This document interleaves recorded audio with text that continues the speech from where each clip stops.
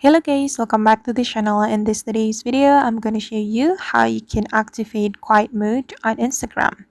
Okay, first of all, you can open your Instagram application on your phone and you have to log into your account, and after that you can tap on your profile button to go to your profile, and you can click on this three lines button on the top right corner of your screen, and you're going to select settings and privacy, and on the settings and privacy we can select notifications.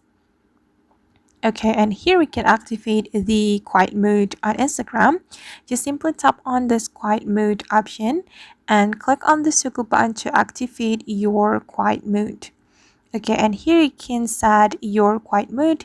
You can set the start time and the end time, and you can also choose the days when you want to activate your quiet mode on Instagram.